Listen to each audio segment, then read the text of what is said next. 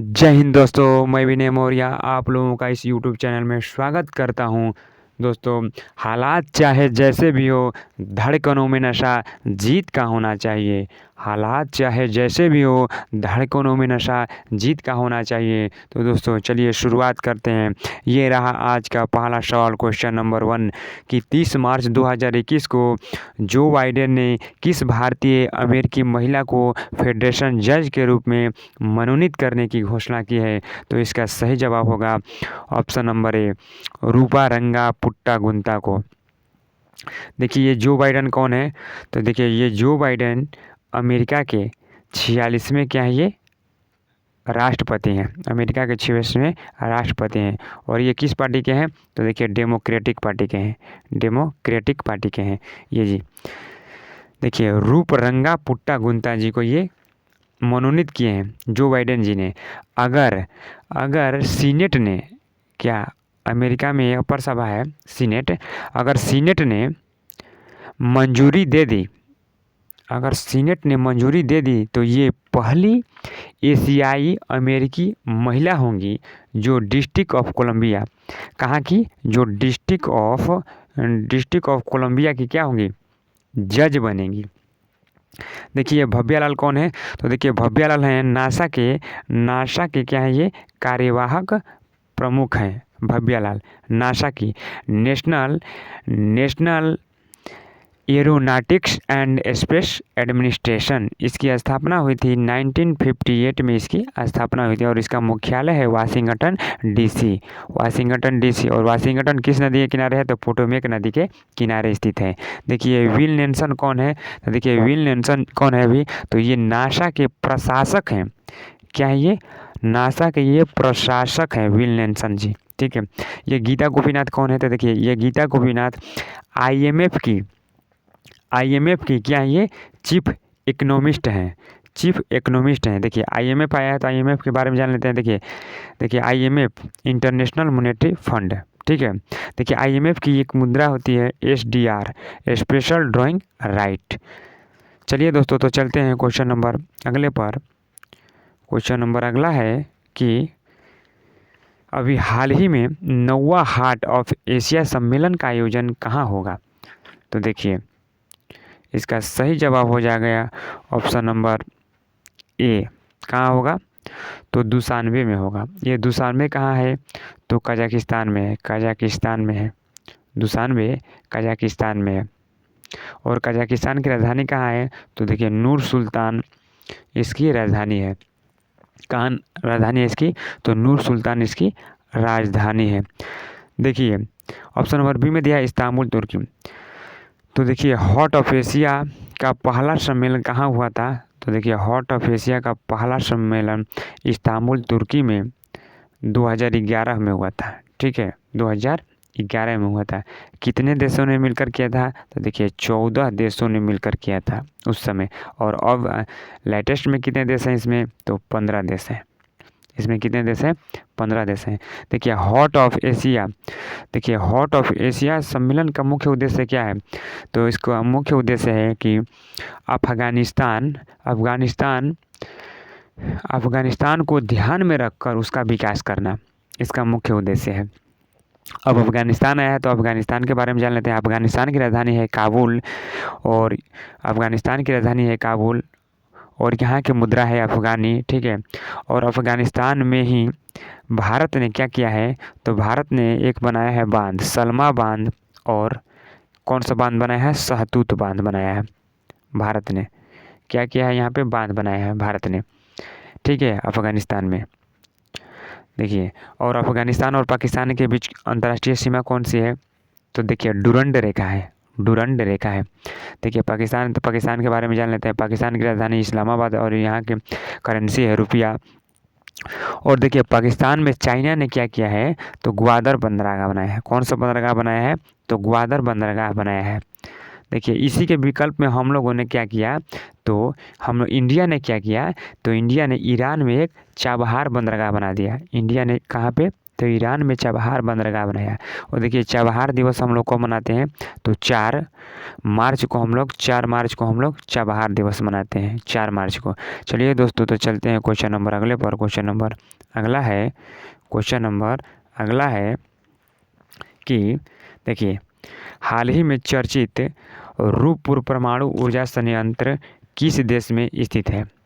तो इसका सही जवाब होगा ऑप्शन नंबर बी, रूपपुर परमाणु ऊर्जा संयंत्र। कहाँ पे स्थित है? तो बांग्लादेश में स्थित है। देखिए 2018 ईस्वी में 3 देशों ने मिलकर एक समझौता किया। वो कौन कौन से देश थे? तो देखिए रसिया था, इंडिया था और कौन था? बांग्लादेश था। ये क्या किए तीनों ने? समझौता क्या किए कि देखिए कि हम लोग बांग्लादेश का पहला, रूस और भारत क्या किए कि हम लोग बांग्लादेश का पहला न्यूक्लियर पावर प्लांट बनाएंगे। क्या करेंगे? तो बांग्लादेश का पहला न्यूक्लियर पावर प्लांट बनाएंगे। तो ये पावर प्लांट कहाँ बनेगा बांग्लादेश में? तो देखिए बांग्लादेश में पौना ज़िले में इसकी स्थापना की जानी है। बांग्लादेश के पौना ज़िले में इसकी स्थापना की जानी है। ठीक है। और ये कहाँ पे परमाणु संयंत्र लगाया जाएगा? तो देखिए पद्मा नदी के किनारे यह परमाणु संयंत्र लगाया जाएगा, बन रहा है। ठीक है, अभी बनेगा। देखिए रूपपुर परमाणु ऊर्जा संयंत्र की कुल क्षमता कितनी होगी? तो 2.4 गीगावाट इसकी टोटल क्षमता होगी। क्या उत्पादन होगा? ऊर्जा उत्पादन होगा, बिजली उत्पादन होगा। और इसमें 2 यूनिट है। एक यूनिट है 1.2 गीगावाट की क्या है? 2 यूनिट है। ठीक है, 2022 तक एक यूनिट को बना देना है और एक यूनिट को 2024 तक इसका कार्य पूरा कर देना है। ये दोनों यूनिट को देखिए ये रसिया देखिए भारत जो है ना परमाणु संयंत्र में सक्षम है बनाने में, लेकिन क्या है एक बात कि आखिर इसमें रसिया का भूमिका क्या है? देखिए इसमें रसिया कुछ नहीं कर रहा है, सारा कुछ इंडिया ही कर रहा है। इसमें रसिया कुछ नहीं कर रहा है, सारा कुछ इंडिया ही कर रहा है। परमाणु संयंत्र इंडिया ही ने बैठाया है। ठीक है, इसमें तार लगाने का टेंडर भी इंडिया को ही मिला है। ये रूस का इसमें क्या मॉडल है? देखिए तो रूस इसमें क्या करेगा? तो देखिए भारत NSG का सदस्य नहीं है। मेन बात समझिए, भारत जो है NSG का सदस्य नहीं है। NSG क्या होता है? तो देखिए न्यूक्लियर सप्लायर ग्रुप का सदस्य नहीं है। इसी के नहीं होने के कारण क्या है? देखिए NSG के पहले बारे में समझिए तब समझ में आएगा। देखिए NSG है जो दुनिया के अंदर 48 देश ऐसे हैं जो अपने आप को क्या समझते हैं? अपने आप को वो समझते हैं कि उन्हीं के पास पूरी दुनिया के न्यूक्लियर मटेरियल की जिम्मेदारी है। क्यों नहीं समझेंगे भाई? क्योंकि उनके पास यूरेनियम की भंडार है, तो समझेंगे ही। देखिए इसमें रूस का क्या रोल है कि क्या करेंगे हम लोग कि रूस का केवल क्या करेंगे? लाइसेंस हम लोग लेंगे कि भैया आप अपना लाइसेंस दे दो। और देखिए रूस की एक एटॉमिक कंपनी है, एजेंसी है, कौन? रोसाटम। हम लोगों ने रोसाटम से कहा कि भैया तुम अपना क्या दे दो? लाइसेंस दे दो। और हम बांग्लादेश में क्या करेंगे? तो परमाणु ऊर्जा संयंत्र स्थापित कर देंगे। तो ये बोला ठीक है हम दे देंगे। तो देखिए रूस की भूमिका यही है। बस हम लोगों ने क्या किया है ये? तो देखिए ये लेने के लिए NSG कि कोई हम पे उंगली नहीं उठाएगा। ठीक है, जो NSG का सदस्य होगा वही जो देश है ना दूसरे देश में परमाणु ऊर्जा संयंत्र स्थापित कर सकता है। तो इसीलिए हम लोगों ने बीच का रास्ता अपनाया। ठीक है, और रसिया को इसमें ले लिए, रसिया का, और लाइसेंस ले लिए ताकि कोई दिक्कत नहीं होगा। चलिए दोस्तों तो चलते हैं क्वेश्चन नंबर अगले पर। क्वेश्चन नंबर अगला है कि किस राज्य ने विधानसभा में कार्य के संचालन के लिए नियमों में संशोधन किया है? तो दोस्तों इसका सही जवाब हो जाएगा ऑप्शन नंबर ए, हरियाणा राज्य सरकार ने क्या किया है कि देखिए राज्य विधान कार्य के संचालन के नियमों में संशोधन किया है। कौन कौन में संशोधन किया है? देखिए तो देखिए ये कोरम पूर्ति में संशोधन किया है। कोरम पूर्ति कैसी होगी? देखिए प्रश्नों के बारे में भी ये किया है। देखिए प्रश्न पूछने की अधिकतम संख्या कितनी होगी? अधिकतम शब्दों की संख्या कितनी होगी, ठीक है। इसमें लीडर ऑफ ओपोजिशन के बारे में बताया गया है, ठीक है। देखिए प्रश्न पूछने का संख्या कितनी होगी, शब्दों की संख्या, प्रश्न पूछने की शब्दों की संख्या 150 शब्द में आपको प्रश्न पूछना है। इससे ज़्यादा संख्या में नहीं पूछना है, ठीक है। शब्द में 150 शब्द से ज़्यादा, 150 शब्द से ज़्यादा आपको नहीं पूछना है प्रश्न वहाँ पे, ठीक है। देखिए हरियाणा आया तो हरियाणा के सीएम कौन है, देखिए हरियाणा की राजधानी तो पहले चंडीगढ़ है, और सीएम कौन है यहाँ के, तो मनोहर लाल खट्टर जी यहाँ के सीएम हैं। और देखिए गवर्नर कौन है, तो सत्यदेव नारायण जी यहाँ के गवर्नर हैं। देखिए हरियाणा ने ही अभी हाल ही में एक क्या किया था, अभियान चालू किया था हरियाणा सरकार ने। देखिए क्योंकि वहाँ पे क्योंकि वहाँ पे ना जो बच्चियों की जनसंख्या थी ना, लिंगानुपात जो था वहाँ पे सबसे कम था। तो इसी को ध्यान में रखते हुए वहाँ पे क्या किया गया, बेटी बचाओ बेटी अभियान वहाँ पे चालू किया गया। कब चालू किया गया, तो देखिए 22 जनवरी 2015 ईस्वी को वहाँ पे बेटी बचाओ बेटी पढ़ाओ अभियान चालू किया गया। कहाँ पे, पानीपत हरियाणा से शुरू किया गया। चलिए दोस्तों, तो चलते हैं क्वेश्चन नंबर अगले पर। क्वेश्चन नंबर अगला है कि देखिए 5 नंबर है क्वेश्चन कि केंद्र सरकार भूखंड की पहचान करने के लिए कितने अंक की विशिष्ट भूमि पार्सल पहचान संख्या जारी करेगी। तो देखिए केंद्र सरकार जारी करने वाली है कितने अंक की, तो 14 अंक की ये जारी करेगी। कितने अंक की, तो 14 अंक की ये पहचान संख्या जारी करेगी कि भूमि पार्सल पहचान संख्या। इसको जारी करने का लक्ष्य कितना तक रखा गया है, इसे पूरे भारत में कब तक लागू कर दिया जाएगा, तो देखिए 2022 तक पूरे भारत में ये लागू कर दिया जाएगा। ये वाला भूमि पार्सल पहचान संख्या 2022 तक ये लागू हो जाएगा। देखिए उस पहचान संख्या का क्या नाम है, तो उस पहचान संख्या का नाम है यूएल पिन। यूएल पिन उसका नाम है, उसका क्या नाम है, यूएल पिन। इसका मतलब हुआ unique land parcel identification number, इसका फुल फॉर्म होगा, ठीक है। देखिए 2008 ईस्वी में क्या हुआ था, 2008 ईस्वी में DILRM digital India land records modernisation programme के तहत ही ये यूएल पिन नामक स्कीम लॉन्च किया गया है। देखिए 2022 तक आपके हर प्लॉट और हर खेत का एक डिजिटल आईडी कार्ड आपके पास उपस्थित हो जाएगा। 2022 तक ये हो जाएगा। ऐसा करने से सबसे बड़ा फ़ायदा लैंड को क्या करने में होगा, बेचने में होगा। देखिए ऑप्शन ए में है 12 है। तो देखिए आधार कार्ड जो है ना, आधार कार्ड पहचान की संख्या कितनी होती है, तो इसमें आधार कार्ड की पहचान की संख्या 12 होती है, 12 होती है। चलिए दोस्तों चलते हैं क्वेश्चन नंबर अगले पर। क्वेश्चन नंबर अगला है 6 कि आईपीएल टीम दिल्ली कैपिटल्स के नए कप्तान कौन बने हैं। तो देखिए ऋषभ पंत जी इसके कप्तान बन गए हैं। किसके, आईपीएल। अभी आईपीएल का 14वां संस्करण होने वाला है। 14वां संस्करण होने वाला है कहाँ पे, तो भारत में होगा।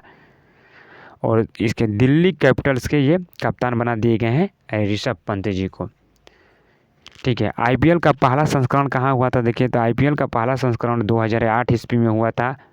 2008 ईस्वी में हुआ था। इसमें कौन जीता था, तो देखिए राजस्थान इसमें जीता था। राजस्थान और रॉयल्स इसमें विजेता था।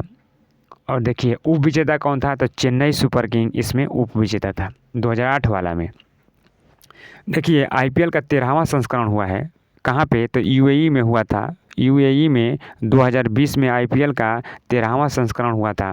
देखिए इसका स्पॉन्सर टीम कौन था, स्पॉन्सर तो ड्रीम 11 था। ड्रीम 11 था इसका स्पॉन्सर, ठीक है। देखिए इसमें केएल राहुल जी को क्या मिला था 13वां सीजन में, आईपीएल 13वां में केएल राहुल जी को मिला था एक ऑरेंज कैप मिला था इनको। और कागिसो रबाडा जी को इसमें क्या मिला था, तो देखिए पर्पल कैप मिला था।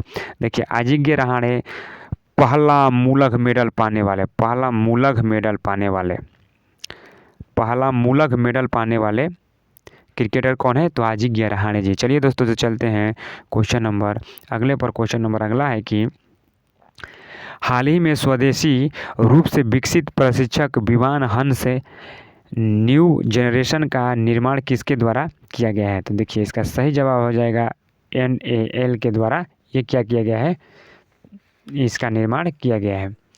देखिए, NAL नेशनल एरोस्पेस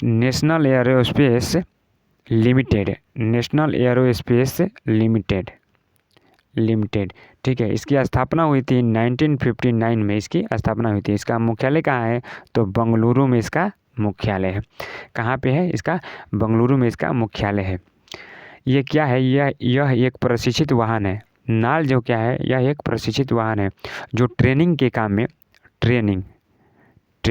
काम में आएगा, ठीक है। देखिए, ये जो नाल है NAL, वो CSIR की क्या है? संस्था है। किसकी संस्था है? CSIR की ये संस्था है नाल। CSIR की संस्था नाल है, ठीक है। देखिए, CSIR, तो CSIR है तो council for scientific industrial research. देखिए, CSIR की स्थापना हुई थी 1942 में हुई थी, ठीक है। इसके अध्यक्ष कौन होते हैं? देखिए, CSIR के अध्यक्ष भारत के प्रधानमंत्री होते हैं, ठीक है। उस टाइम में जो भी प्रधानमंत्री होगा वो CSIR का क्या होगा? अध्यक्ष होगा। और देखिए, अभी CSIR के महानिदेशक कौन है? तो देखिए, शेखर मांडे जी CSIR के क्या हैं? निदेशक हैं। चलिए दोस्तों, चलते हैं क्वेश्चन नंबर अगले पर। क्वेश्चन नंबर अगला है कि 8वां 132 साल बाद किस सैन्य फर्म को भारतीय सेना के द्वारा 31 मार्च 2021 को बंद कर दिया गया? तो देखिए, इसका सही जवाब होगा इलाहाबाद सैन्य फर्म, ऑप्शन नंबर B को बंद कर दिया गया है। देखिए, सैन्य फार्म का मतलब क्या होगा? तो सैन्य फार्म गाय का दूध, ठीक है। सैन्य जो फार्म था क्यों स्थापित किया गया, ठीक है। तो समझिए कि गाय का दूध सैनिकों तक उपलब्ध कराने के लिए इसका स्थापना हुआ था। इस सैन्य फर्म का स्थापना हुआ था। और देखिए, इसकी कब स्थापना हुई थी? तो 1889 में हुई थी इसकी स्थापना। ये क्या था? भारत का पहला सैन्य फार्म था। ये भारत का पहला सैन्य फार्म था। देखिए, ये जो इलाहाबाद सैन्य फार्म है, ये किसकी सिफारिश पर ये बंद किया गया है? तो सेकेटकर समिति की सिफारिश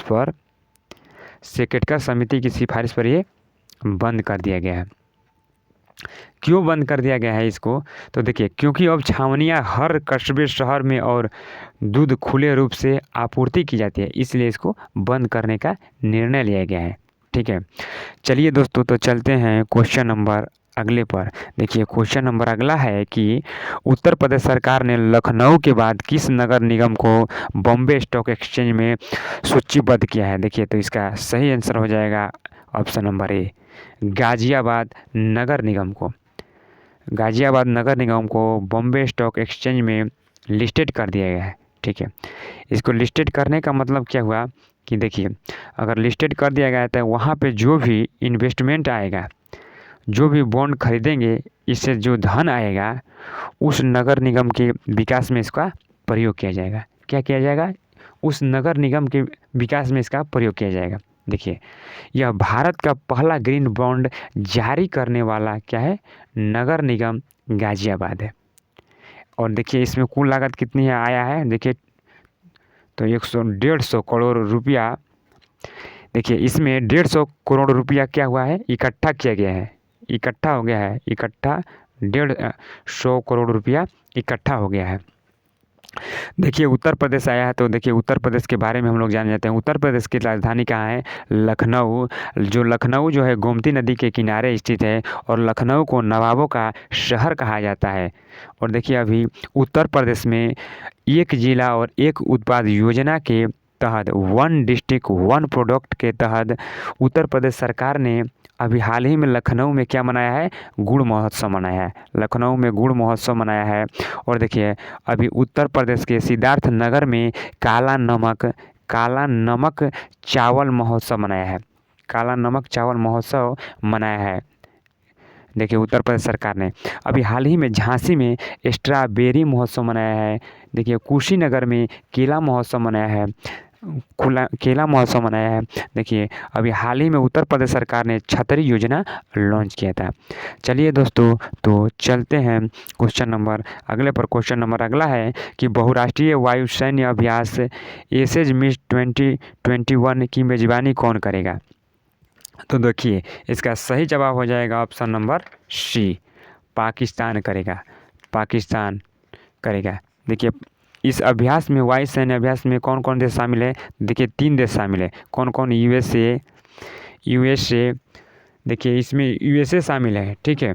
और इसमें देखिए ये सऊदी अरब भी शामिल है, सऊदी अरब और एक क्या है, पाकिस्तान है। सऊदी अरब एक और पाकिस्तान है, इसमें शामिल है। देखिए पाकिस्तान की राजधानी कहाँ होगी, तो पाकिस्तान की इस्लामाबाद है। और करेंसी क्या है, तो रुपया यहाँ की करेंसी है। देखिए पाकिस्तान के विमान सेवा का नाम क्या है, तो पाक इंटरनेशनल एयरलाइंस। देखिए पाक इंटरनेशनल एयरलाइंस है, ठीक है। देखिए श्रीलंका की एयरलाइंस का क्या नाम है, तो एयरलंका श्रीलंका की नाम है, ठीक है। देखिए अमेरिका की एयरबेस का क्या नाम है, तो पैन अमेरिकन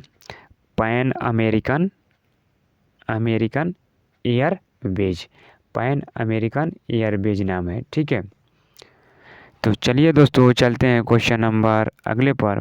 क्वेश्चन नंबर अगला है कि जम्मू कश्मीर बैंक के सीएमडी आर.के. छिब्बर का कार्यकाल कितने समय के लिए बढ़ाया गया है। तो देखिए सही जवाब हो जाएगा इसका ऑप्शन नंबर ए, 6 माह के लिए इनका कार्यकाल बढ़ाया गया है।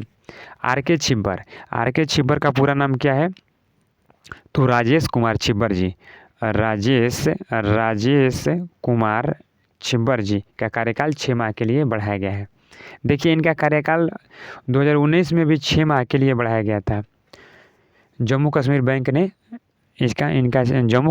ने इनका कार्यकाल बढ़ाया था। तो देखिए जम्मू कश्मीर बैंक आया था। जम्मू कश्मीर बैंक की स्थापना कब हुई थी, जम्मू कश्मीर बैंक की स्थापना, तो देखिए जम्मू कश्मीर बैंक की स्थापना हुई थी 1938 में हुई थी। देखिए इसका मुख्यालय कहाँ है, तो श्रीनगर में इसका मुख्यालय है। कहाँ पे है, श्रीनगर में इसका मुख्यालय है। और देखिए इस बैंक को जो कार्यकाल जो बढ़ाया था, कौन बढ़ाया था, तो आरबीआई ही बढ़ाएगा ना, RBI, reserve bank of India. चलिए दोस्तों, अगर वीडियो अच्छा लगे, हेल्पफुल लगे, जानकारी लगे, कुछ मिला है, ये लगे कि आपको नहीं कुछ मिला है, कुछ सीखने के लिए नया मिला है, तो दोस्तों वीडियो को लाइक करिए, शेयर करिए और कमेंट करिए और घंटी को दबाना मत भूलिएगा मेरे दोस्तों। जय हिंद, जय भारत।